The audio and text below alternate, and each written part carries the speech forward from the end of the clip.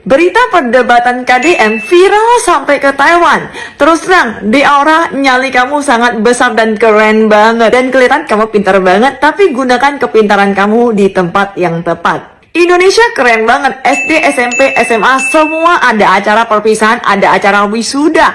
Padahal keekonomian di Indonesia masih belum cukup elit. Di Taiwan, negara yang sudah berkembang banget, itu aja pun tidak ada yang namanya selain universitas ya SD, SMP, SMA harus menyewa pakaian, berkebaya, bla bla bla segalanya. Yang kita lakukan adalah kita mengenakan pakaian seragam sekolah ataupun pakaian olahraga untuk foto bersama sebagai acara perpisahan. Karena tujuan dari wisuda itu bukan adalah momen, bukan juga event untuk bergaya. Karena tujuan dari wisuda adalah untuk merayakan bahwa kita telah memiliki pengetahuan yang luas, punya etika dan memiliki adab.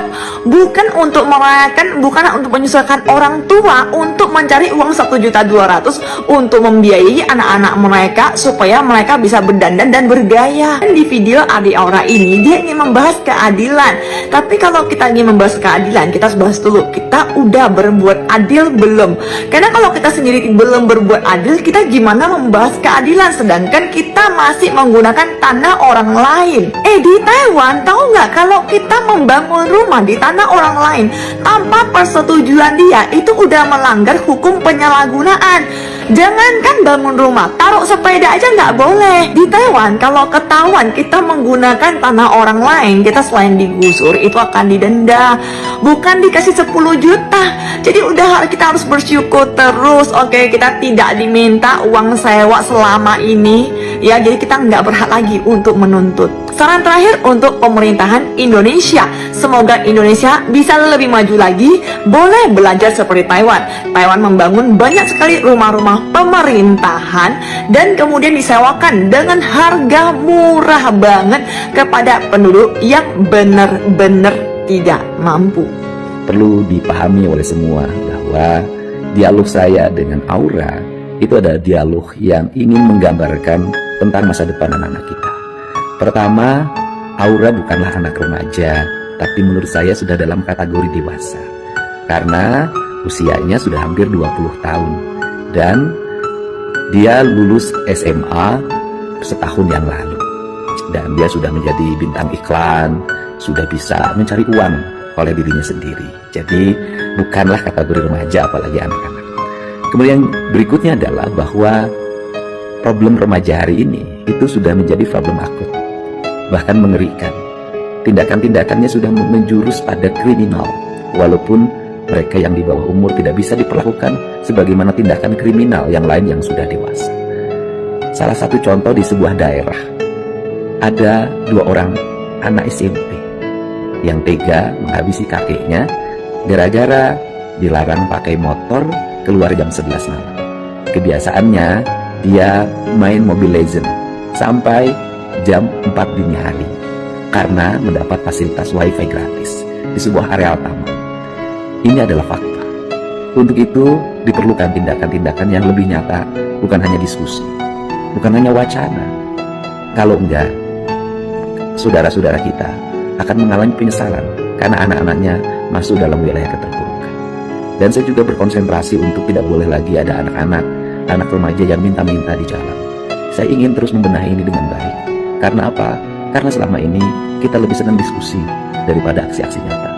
Untuk itu saya mohon maaf apabila banyak undangan-undangan diskusi belum bisa saya hadiri. Karena energi saya setiap hari harus turun ke bawah menyelesaikan masalah secara langsung. Kalau hanya sekedar perintah tidak akan pernah berhasil. Salam untuk semuanya, tetap semangat untuk Jawa Barat Istimewa. Tadinya gue kagak mau bahas ini ya, tapi ada sesuatu yang bikin emosi. Gue kesel gitu loh. Lu tahu kan si Aura Cinta ini yang kemarin komplain mengenai masalah rumahnya yang digusur, udah gitu dia kepengen wisuda itu tetap ada, perpisahan itu tetap ada, supaya ada kenangan. Gue kagak mau komentarin masalah penggusuran ya, karena menurut gue mungkin otaknya dia aja yang belum nyampe gitu loh. Nah kalau untuk masalah perpisahan ya, ini menurut gue ya tadinya gue mikir ya, ini orang nih oh ya udah anak kecil ya, kepengen masih mau happy perpisahan gitu-gitu, otaknya juga nggak nyampe gitu loh. Tapi setelah gue tahu ya dia tuh umurnya hampir 20 tahun. Jadi udah kategori dewasa, bukan anak-anak lagi. Nah ini klimaksnya nih guys ya. Ternyata dia pernah di-endorse untuk nih pinjol ya. Lu tahu kan si Kang Deddy itu bener-bener lagi mau memberantas pinjol. Bukan memberantas sih, maksudnya kayak memperkecil angka pinjol. Karena di Jawa Barat itu termasuk yang tertinggi gitu loh. Sedangkan kalau misalnya ntar ada wisuda-wisudaan ya, orang tua kagak ada duit, ujung-ujungnya apa? Pinjol. Nah ini yang bikin gua kesel nih. Kenapa dia begitu menentang nih ya. Tuh ternyata dia nih pernah mempromosikan pinjol. Gue kagak tahu ya apakah ada hubungannya statement dia yang kekeh banget kepengen wisuda itu tetap ada sama endorsan pinjolnya dia itu ya. Pak Deddy kepengen memberantas pinjol, yang ini jadi duta pinjol. Pantesan aja lu nggak kepengen wisuda itu yang membebankan ke orang tua itu tuh ditiadakan gitu. Dan si Aura Cinta ini udah pernah main film, udah pernah diundang-undang ke acara TV, udah pernah jadi bintang iklan, intinya sudah berpenghasilan sendiri loh. Ini orang bukan orang goblok ya. Dari awal-awal gua nonton video dia aja kok ngomongnya itu kayak beda gitu loh, ngerti gak sih? Aura pinternya itu ada gitu loh.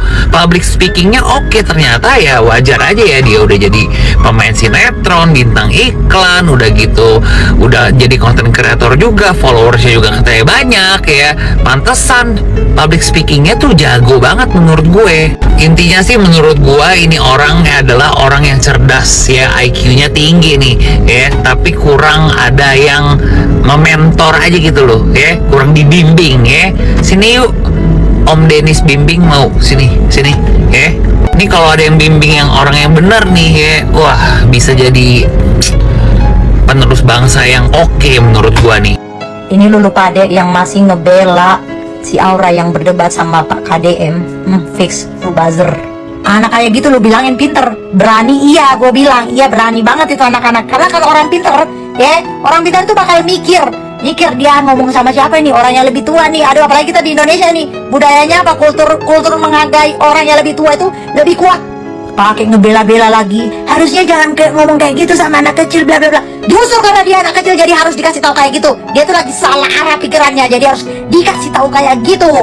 Cara ngomongnya sama orang yang lebih tua aja songong kayak gitu, matanya, bibirnya melek-melek kemana-mana juga. Lu belain, dasar lu emang buzzer, lu pasti waktu kecil juga lu kayak gitu ya kan? Para buzzer pada bikin video lagi, itu tuh korban gusuran itu. Lu mikir, wah dia tuh ngebangun rumah di atas tanah orang bukan miliknya. Masih untung dikasih ganti rugi, di negara lain lu dikasih denda. Saya mendengarkan dialog Kang Deddy Mulyadi Gubernur Jawa Barat yang lagi viral ini dengan beberapa penduduk dan seorang gadis remaja soal pelarangannya untuk wisuda di SMA karena biayanya cukup mahal, 1.200.000 atau gimana. Kang Deddy melarang wong tinggalnya masih di bantaran sungai, hidupnya juga masih pas-pasan, belum punya rumah, ngapain menghambur-hamburkan uang untuk biaya perpisahan. Terus si remaja cuma ngomong itu cuma 1 juta doang.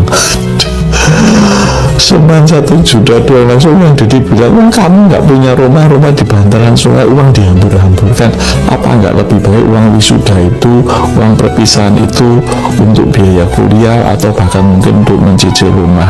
Tapi awalnya si gadis dan ibunya bersikukuh bahwa itu satu-satunya kesempatan untuk perpisahan, untuk kenang-kenangan.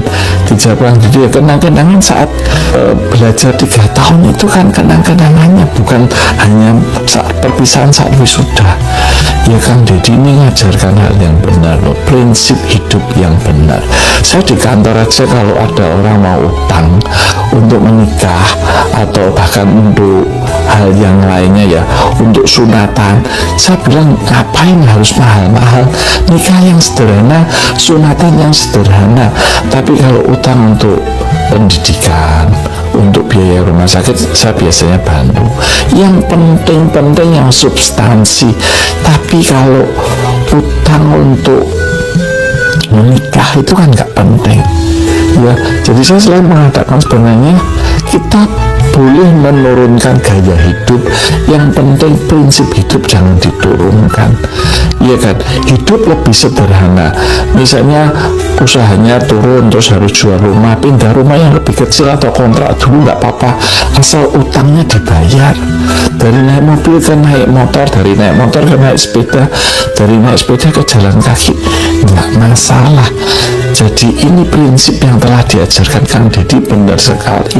Bukan sekedar melarang wisuda dan perpisahan yang biayanya mahal, tapi bagaimana menata hidup dan menata prioritas hidup ini yang telah diajarkan Kang Deddy. Kadang ya memang orang-orang tuh lebih takut nanti kalau mati masuk neraka daripada saat hidup ini hidupnya miskin. Harusnya takut miskin saat hidup lebih penting daripada nanti kalau mati masuk neraka.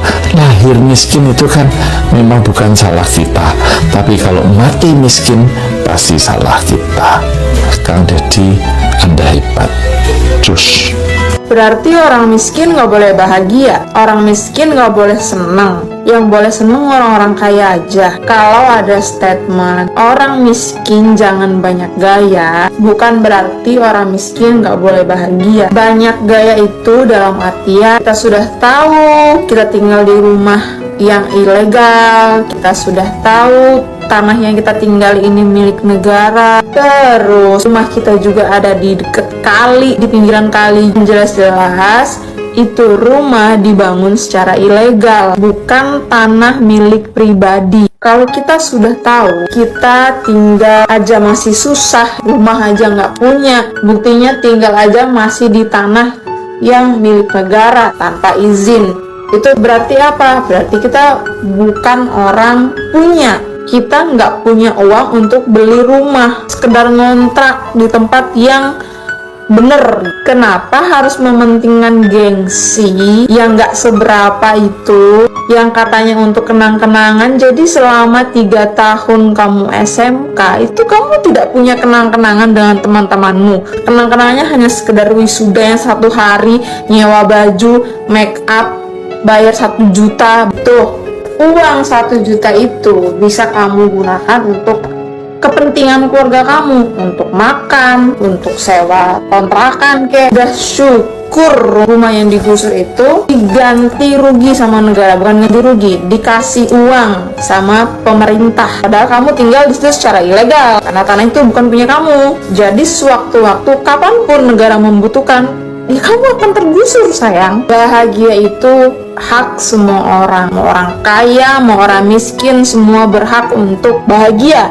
Bahagianya itu adalah ketika kita bisa bersyukur. Kalau kita hidup aja ngutang kesana kesini, di mana letak kebahagiaanya itu? Di mana ya? Ada dikejar-kejar utang, gak ada itu bahagia. Saya akan usahain semuanya untuk anak saya, walaupun itu ngutang-ngutang. Hidup dikejar utang terus itu gak enak. Bahagia itu ketika kita punya uang berapapun, kita merasa cukup, kita bisa makan bareng sekeluarga, jalan-jalan, nongkrong di pinggir jalan, kaki lima bareng anak semuanya. Itu kan udah bahagia. Dengan uang kita yang cukup, uang kita yang seadanya, kita belikan apa yang memang cukup dibelikan dari uang yang kita punya. Bukan ngutang, bukan memaksakan gengsi yang sebenarnya nggak perlu. Kedengarannya menyakitkan gitu. Mungkin akan ada orang yang tersindir dengan kata-kata gue, tapi percayalah kata-kata ini tuh bukan kalimat untuk bikin kalian sakit hati, enggak. Ini tuh kalimat untuk menyadarkan bahwa bedakan orang yang banyak gaya, kemakan gengsi, sama orang yang bersyukur, orang yang bahagia sama hidup yang dia punya. Banyak banget gue temuin orang-orang yang biasa aja, hidupnya pas-pasan, tapi dia bahagia karena dia bersyukur. Nggak punya utang, dia nggak punya cicilan, hidupnya berjalan dengan sesuai apa yang dia mau. Gue harus kayak gini nih, wah temen gue beli itu, gue harus beli itu, walaupun gue ngutang-ngutang. Nggak ada, itu dia bahagia berarti. Kalau lo ngikutin gengsi, keuangan lo yang pas-pasan, itu bukan bahagia. Itu tuh nyusahin diri sendiri. Kalimat kayak gini tuh jangan dibikin sakit hati, udah dibikin sadar diri aja. Oh berarti gue sama ini kayak gini nih, oh berarti gue nggak boleh nih kayak gini, gitu loh. Saat ini jangan kamu nilai dengan negatifnya. Kalau saya nilai dengan positifnya, bahwa anak itu masa depannya akan luar biasa. Ya, banyak yang menghujat orang miskin sombong, ya, rumah apa itu numpang di bantaran aja sombong, ya. Kalau anda itu merasa kaya, ya dibantu, bukan soal miskin kayanya. Pendapatnya itu loh yang harus dinilai, sikapnya itu loh yang harus dinilai, kritisnya itu loh yang harus dinilai. Ini viral loh ini, anak kecil bisa viral atas sikapnya, ya. Kalau gubernurnya sih memojokkan seperti itu, salah. Justru anak-anak yang hebat seperti itu harus dididik secara mandiri, secara kolektif, supaya anak itu menjadi anak yang tangguh, pejuang untuk negara ini. Jangan disudutkan, kamu miskin, ya sama aja itu membuat rendah dirinya, membuat shock dirinya. Suatu saat anak itu, keluarga itu akan saya temui, ya, akan saya temui, dan saya mempunyai apa itu prediksi bahwa keluarga anak itu besok menjadi keluarga yang sukses karena kecerdasannya, karena keberaniannya, ya. Terima kasih, Bang. Jangan suatu saat, mending sekarang aja Bang, bawa dia. Orang dia aslinya orang Solo kok Bang. Ambil aja Bang, bawa aja dia. Gak usah ada di Bekasi lagi. Lagi pula kan dia udah bikin kacau Bang. Begitu. Kalau pengen dibawa anak kita, bawa aja Bang, dibikin pintar, dibikin sukses. Udah nggak apa-apa. Derajat Jawa Barat nggak membutuhkan anak kayak gitu, soalnya bikin kacau. Begitu. Kalau tidak ada opini dari dia kayak gitu, nggak bakalan kacau Bang. Nggak bakalan kacau Bang. Begitu Bang. Bagus sih, kritis. Abang juga ada bahasa-bahasa kritis gitu. Membangun anak tuh harus kritis. Kritis dari mananya Bang? Orang Kang Deddy juga udah kritis, ngomongnya udah kritis. Sama aja kayak tujuanmu begitu. Bawa aja sana, nggak apa-apa. Orang Jawa Barat nggak membutuhkan Bang orang cuman kayak gitu. Lagi pula dia ini apa namanya, usahanya usaha pinjol Bang. Lagi pula dia sales pinjol. Kalau untuk Jawa Barat itu bikin kacau Bang. Rakyat Jawa Barat nggak membutuhkan pinjol, soalnya bikin bangkrut Bang. Begitu Bang. Pinjol itu bukan ini, bukan untuk membantu, intinya untuk nyekik. Begitu Bang. Aduh abang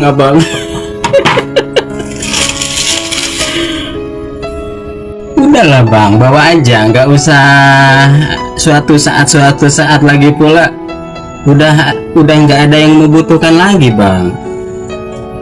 Lagi pula hanya untuk bikin risuh, bikin kisruh bikin kisruh orang warga Jawa Barat Bang, Mas. Udah bawa aja, kan satu kota kan, dirimu kan orang Solo juga, bawa aja.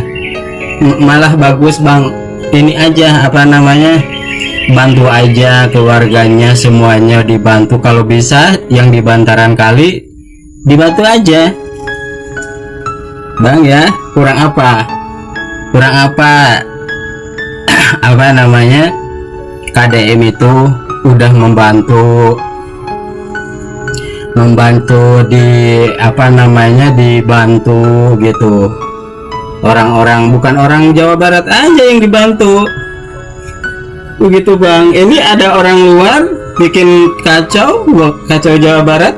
Saya aja orang Jawa Barat nggak minta dibantu. Gimana toh? Ini ada lagi. Ada anak bertanya pada bapaknya. Ya ampun. Dan tidak hanya untuk ditemui bang, seharusnya untuk dibantu. Dia itu lagi butuh bantuan, tidak hanya cukup ngomong-ngomong aja gitu. Lagi pula ngomong-ngomong aja cuman untuk memanas-manasin, tidak untuk cari solusi.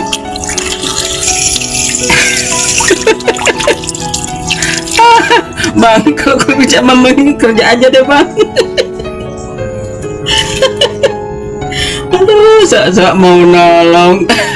Kalau mau bener mau nolong, tolongin anak itu. Gak usah lama-lama temuin sekarang-sekarang. Begitu ya bang ya. Lagi pula kan dia orang Solo juga. Bawa sana ya. Pakai so-soan nyalah-nyalahin orang Jawa Barat. Saya ini orang Jawa Barat juga loh bang.